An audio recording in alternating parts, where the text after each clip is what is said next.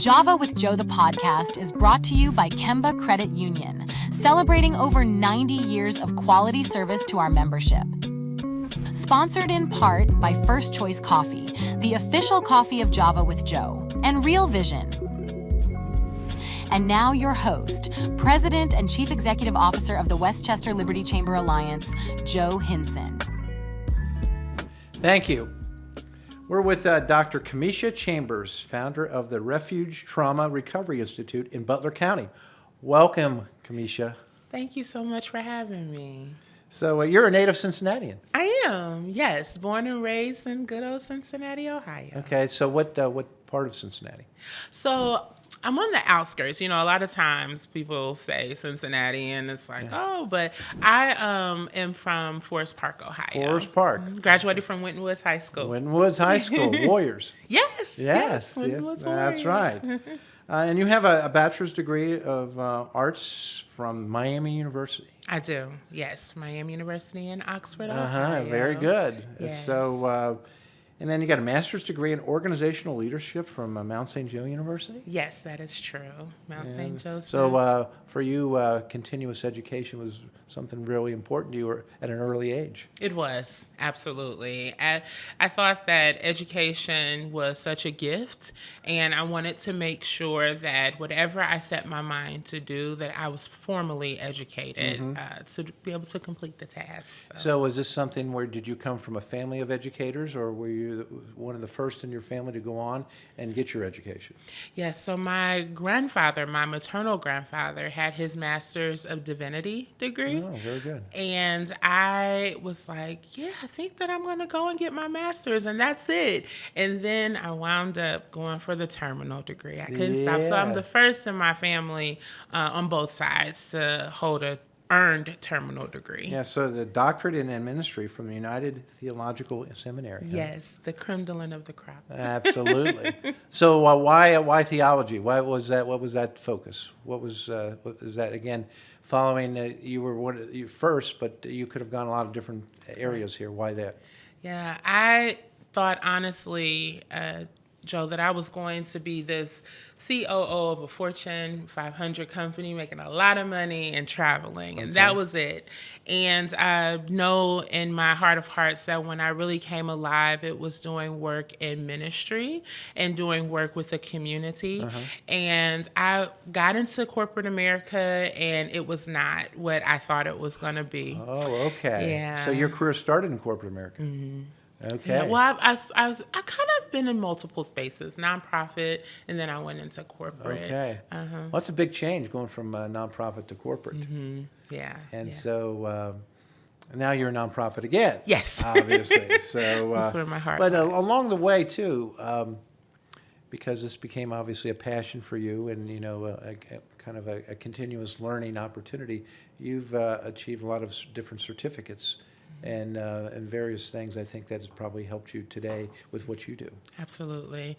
One of the ones that are really important to me is the ProSci Change Management designation, because it has been transferable. I was able to use it in the corporate setting, and now able to use it in the nonprofit world, and seeing that a lot of change happens on a regular basis. And so having that background has helped me to navigate a lot of changes. Sure. And so in your career, you've been responsible for multiple local, regional, and statewide initiatives. Yes. Focusing on the betterment of others. Let's Yes. talk a little bit about that, because obviously that's selfless on your part, that you're looking to help others. Yes. Is this something that was basically what you were brought up in your family of giving back and helping others, paying forward? Where did that all start for you, and how has that continued?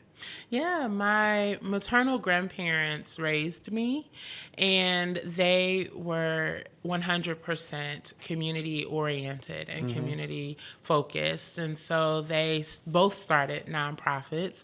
My grandfather was also a pastor. Okay. And so I saw that growing up and loved it and walked in that space. I also also saw the struggles that they had to manage as well, but it was still beauty in their struggle. Sure. And so me having the opportunity as a young girl getting into that kind of communal work, it always had something to do with whether it's helping individuals who are underserved or the youth or elderly. It was always something that I was able to give back, and that's where I found immense joy and peace. And I knew my grandparents planted that seed in me that I'm able to do present day. So one of the things that I noticed, which I think was really impressive, was that a lot of things that you've done in your career in helping with various programs and initiatives that you've had have touched over 65,000 individuals. Yes. Amazing. Thank you. So as you look back on that, obviously we're talking about local, state, I mean, you're talking about national. I know you've done some work in Washington, D.C. too. Yes, I have. I mean, it's hard to fathom that you've reached out and touched so many people. You know, one of the things that I was so excited about was having the chance to just serve one person and just really helping one person, right? And doing what I could in that space for that one soul, just to really make that change. And I learned that from my grandparents and watching them doing their work. And the more I got involved and the more I started growing, the more opportunities would come to help. And going from local programming to regional programming to then statewide programming, and then sitting in D.C., realizing that community organizing and community programming is incredible. And what also helps to strengthen and bolster that work is policy. And when you shape policy, you can really make an impact at the grassroots level. And so I wanted to be able to walk in both spaces. And so doing the policy work and doing the community grassroots work, we've been able to see our numbers grow immensely, which blew all of our minds. Well, and you mentioned being excited about obviously helping and giving to others. Your passion comes alive whenever you have the opportunity to serve others. Yes, it and does. this was something, again, learning at a young age from your grandparents, it sounds like. Yes, 100%. So now as an adult, what continues to drive you? Because, you know, you could that could be something instilled in you as a young child. You obviously highly educated. You've done a lot of things. You talk about the nonprofits. You talk about working on the corporate side.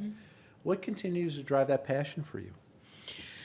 Hearing individuals talk about how their lives were transformed from the work is the thing that has kept me hungry to continue to learn, has kept me hungry to continue to be innovative and find different ways to present programming, to present new concepts.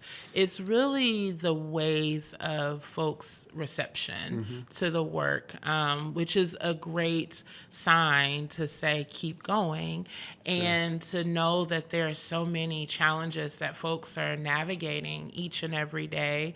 My heart is for people, and so being able to continue to serve and help is the main thing that motivates me. Very good.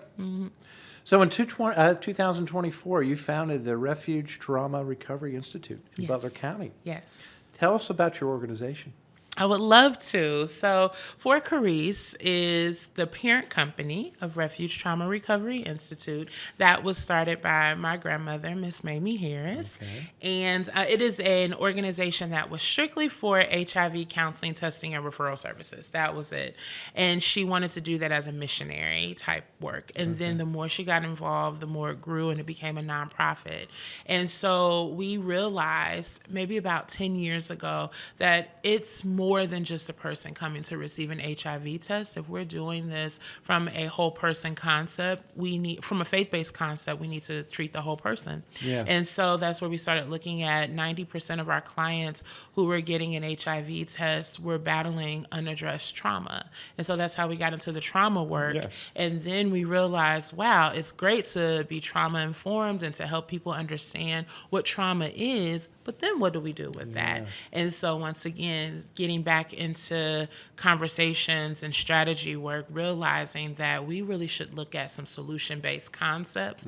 And my passion grew around music and art therapy and understanding how that can really help a person heal. And so I sat with Pastor Pifus and Zion Global Ministries and said, hey, can Fort Carice and Zion come together for the community and produce some work around natural evidence-informed practices to help individuals heal from the variety of traumatic exposures and wounds that they have? And Pastor said yes, and I'm like, let's do it. And so that's where we started Refuge Trauma Recovery Institute, and it started last year, like you said, in 24. So healing and recovery is key here, obviously. And so Pastor Pfeiffer was somebody that you sat down with, but you could have picked anywhere.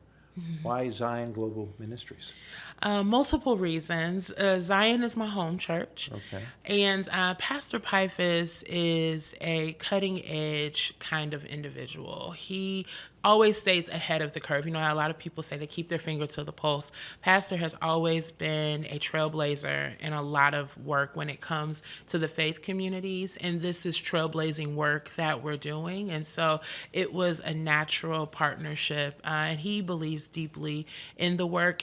And not only that, in Butler County, we realized the mental health challenges that reside in this county, from suicide rates to rates of depression, and looking at how the need is so great, but the supply is very minimal. And so we wanted to be able to come into a new county and really, really make an impact in this place. So have you had experience in working in Butler County prior to? No. No? No. It's been fun working in this county, I can tell you. Yeah, so that's, but I mean, it extends much further, right? I mean, than Butler County, because I know you've done work in Cincinnati. Yes. So basically, I'm sure our entire region you've had experience in. Is that correct? Yes, correct. Even though it says Butler County. Correct. So that's just an address, not Yes. necessarily the area in which you serve. So let's talk a little bit about some of the services that you can provide. And here's to name a few. So I'm going to name them, and you can tell a little bit about them. Of course. Is that okay? That's perfect. Working with the OSU Butler County Extension Office regarding the workshops. You do workshops.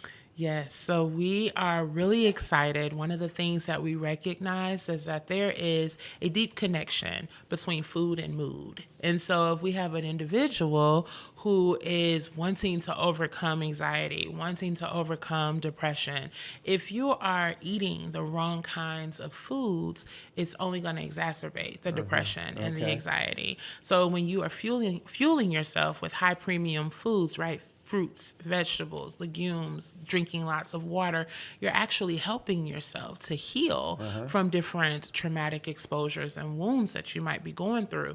And so we connected with Butler County OSU Extension Office just to share who we are, what we're trying to do. And it has become a beautiful connection. So they're going to be doing several classes, nutrition classes for us. In March, we're going to be talking about how to eat healthy for $6 a day. We're going to be talking about looking at seed starting, raised beds, and we're going to do some taste testing. We're also looking at gardening 101. So really trying to help the community find ways to put the proper kinds of food into their diet. Very good. Yeah, I'm really excited about that. Well, when you're able to, connect with the Ohio State University here and very quickly, obviously a large employer statewide, that says something. So you got their attention, and you said it's gone very well. So very nice, very nice. Thank you. So let's talk about something for 2025. Here we are, a trauma resilience series, including a therapeutic farm. Let's talk about that. Yes, it's so exciting. So we are doing a 6-week series with Hopeful Pastures. They're here in Hamilton, Ohio.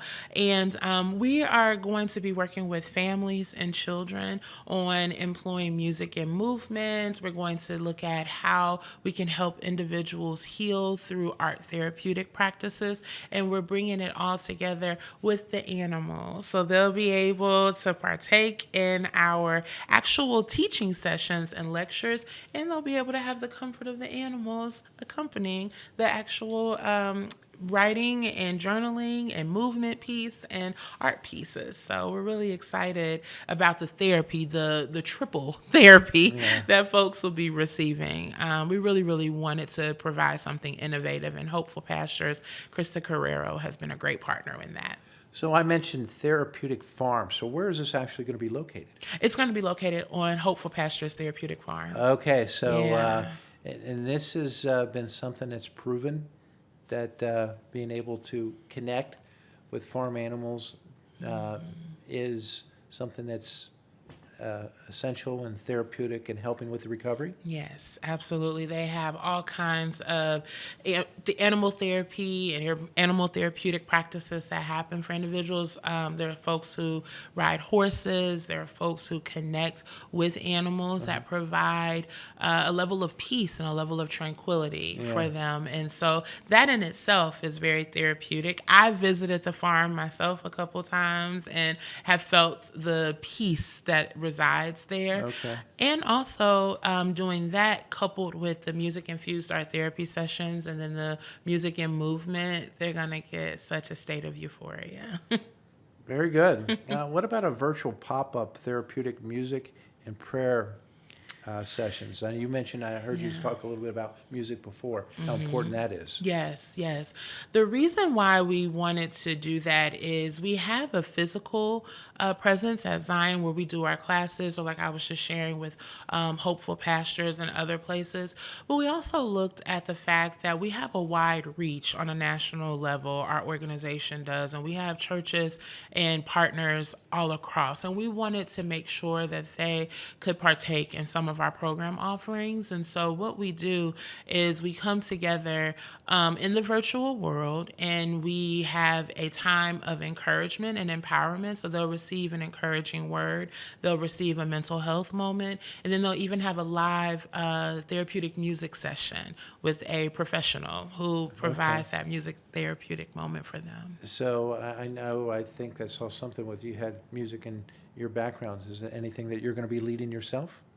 So I have a certificate in music therapy and a deep, deep appreciation for it. So I lead a lot of the educational sessions. And Pastor Pifus, that's another reason that's why I love him. So he is a musician, a very skilled musician. So we work hand in hand in doing some things. But I definitely do a lot of the educational sessions. In your background, you've had a lot of experience with, you mentioned before about change management. Yes. Organizational development, obviously, and these are things that are, as you said, transferable. Yes. How have you found that your experience with a mindset initially of working, doing something corporately, and you also work corporately, those transferable skills that have helped you today with what you've been doing? Yeah, some of the things that I realize with change management, right, is it's a struggle. There's a lot of resistance that rest when there's change that's present. And so helping in the corporate space, helping individuals to understand the need for the change, the importance of the change, and really bringing folks alongside and helping to even reinforce the change, bringing those types of strategies together. And what I realized, how it's transferable for me right now in my current work, is when it comes to faith and mental health, a lot of times that is something that was met with deep resistance from the church. I see. And it's a matter of, well, just pray about it and it's fine. It'll be okay. When in reality, it's okay to have Jesus and a therapist. And it is okay to acknowledge when we are struggling mentally. And the thing that I did a presentation for one of our partners last year, and my actual session was entitled The Traumatized Jesus, because the person who we are supposed to follow, our key role model, he himself dealt with immense traumatic exposures and wounds. Okay. And so bringing in moments where finding some relation there for the individuals begins to open up a door. And it then allows me to be able to talk about you experienced what Jesus experienced. Okay, now let's start to change that mindset. And then let's start to look at implementation, what that could be for us, and how we can really talk about resilience and healing from that. And not only that, let's talk about the reinforcement. Yes. How do we keep this in our lives? How do we understand the power that resides in us? Yes, we've been traumatized, but we are also created in a way where we're fearfully and wonderfully made. And there's tools inside of us that helps us to be resilient. Let's look at that and let's talk about what maintenance looks like. Absolutely. Very similar models, and it helps to bring down the stigma around mental health in the church, and understanding that it doesn't have to be shunned. We don't have to be afraid to talk about it, and that we can be open and honest and understand that, yes, I am a Christian. Yes, I follow Jesus. Yes, I love the Lord. And yes, I am human and I struggle too. And a lot of my work talks about the divinity of Christ, but also the humanity of Christ as well. So bringing in a lot of change management, but not necessarily calling it change management, but bringing a lot of those principles into this space. So if you're talking with business professionals, obviously yourself, corporate, now you have a small business. Yes, I do. And a nonprofit. Yes. So for individuals that themselves have those types of experience, one of those three, right away there's a way in which you can identify with them based upon, from a professional standpoint, what some of the things they're dealing with. Absolutely, yeah. And being able to talk with professionals, the thing about this work that I am really excited about is the fact that it can go across multiple sectors. I'm able to, like you said, I'm able to hang out in the business world and talk with business professionals about the mental health of their employees and ways that we can help around resilience practices, grounding, centering ourselves. What can we really do in that space to help us? But then it can also transfer over into the world of theology and talking about science and the Bible and bringing that together. So the work itself can really, really go across the board and Absolutely. help. So what's it been like to be an entrepreneur? Yeah. Entrepreneur in the nonprofit arena, but you are an entrepreneur. I am. It is fun. It is nerve-wracking sometimes because it's like, and so trying to find the resources and thinking through the work and doing the program implementation and making sure that I'm connected to the right people. And like you said, nonprofit, having the right board members and trying to make sure that we get an advisory board and helping with our program staff that we have and contractors. So it is not a 9 to 5. Sometimes they are 12, 14-hour days.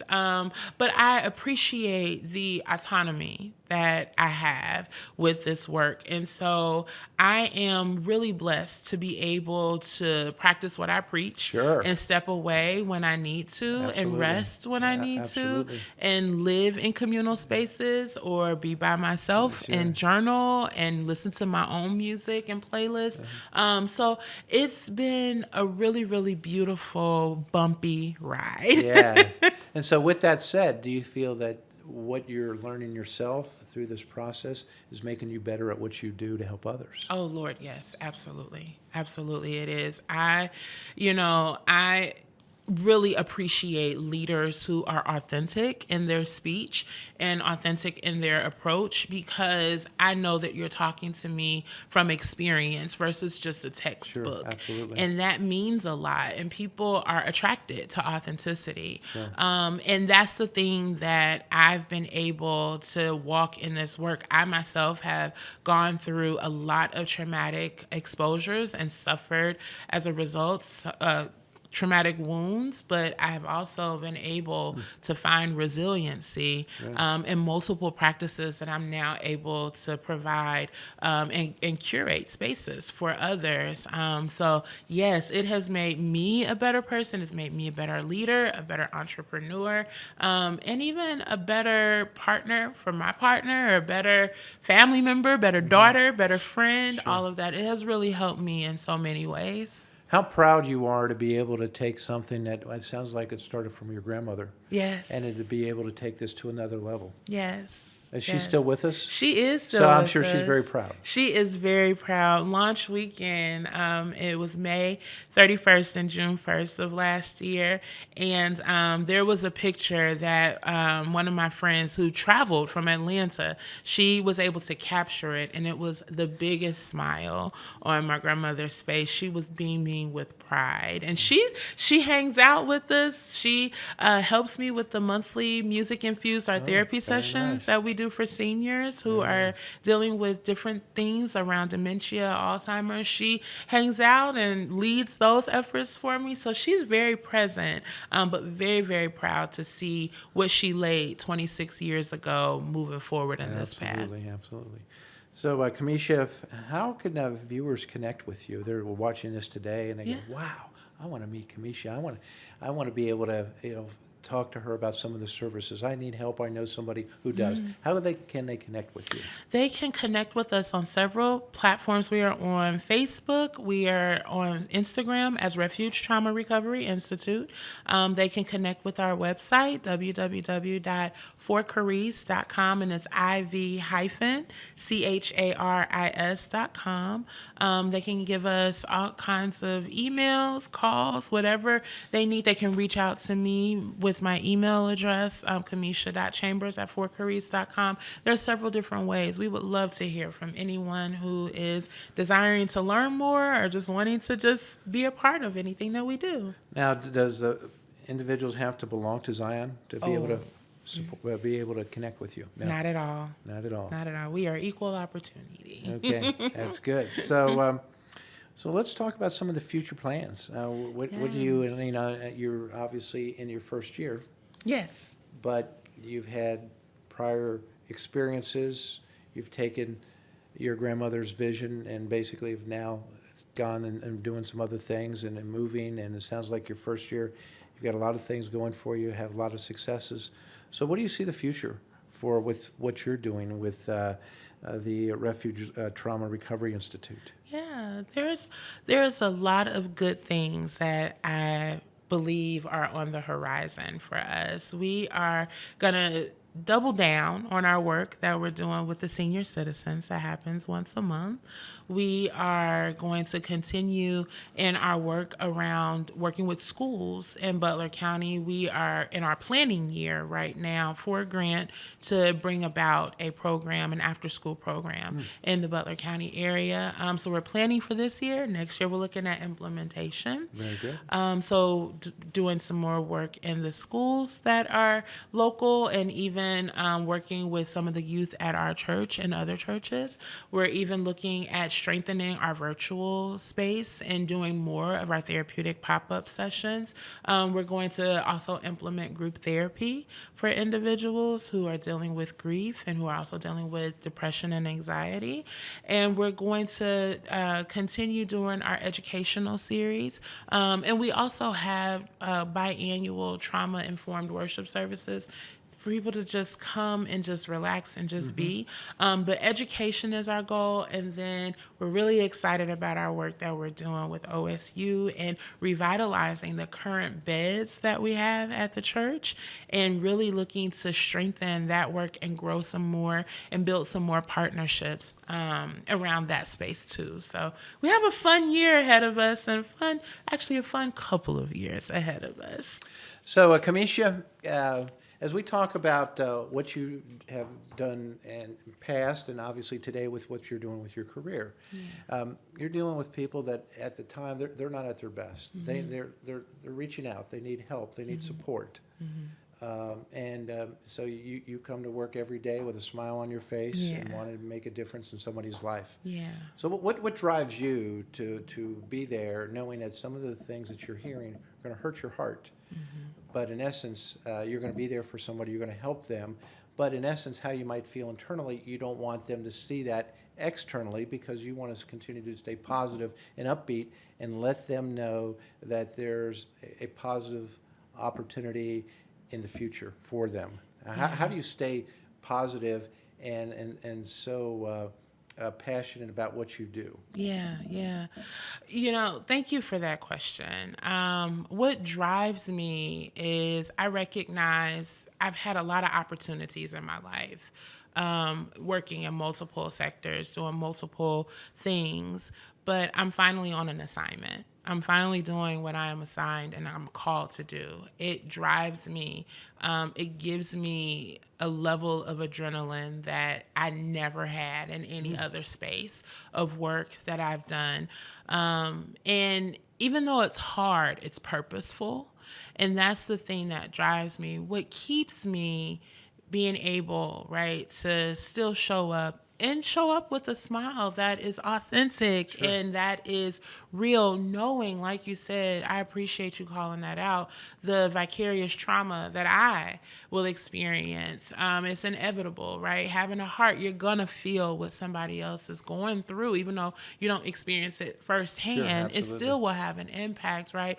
What keeps me is employing my own work and having a therapist and talking it out and making sure that I don't bleed out on my family, right? And that that I'm not holding it in, but I'm actually talking about it with a professional. But also, I employ some of those things. I journal.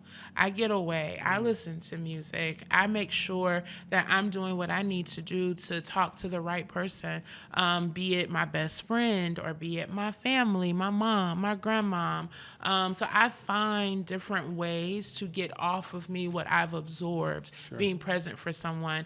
And because I've been able to get it off of me and get it out of my system, I'm able to still show up another day. But I can tell you, if I didn't do that, I wouldn't be able to be my best self in this work. Because when you hold that in, the body does keep score, and the body marks everything that you're taking in and everything that you're exposed to. And if you don't allow that to exit, or if you don't get that up off of you, it can cause some chronic damage to you physically, emotionally. And so I do my part to make sure that I don't succumb to that. And the reason, I'll tell you one fun fact, the reason as to why music is such a dear, dear friend of mine, music has so many healing properties to it, so many healing properties. It facilitates sleep inducement. It reduces cortisol, right, that stress hormone that we get inside of us. And it helps the brain in so many ways. So the main portions of the brain that's impacted by trauma and traumatic exposures, when you introduce music, a board-certified music therapist told me this. When she was working and sanctioning my work, she was saying why this work is so important is because when you introduce music to a person who severely had traumatic exposure, it either brings the traumatic exposure, the pain down, or it dissipates altogether. Wow. And so there's things, right, like our learning and memory, right? Big portion of our brain, the hippocampus is what it's called. Okay. And when you have deeply traumatic moments that happen in your life, science has shown that the hippocampus shrinks. And so a person who has elevated levels of PTSD, they have a smaller hippocampus.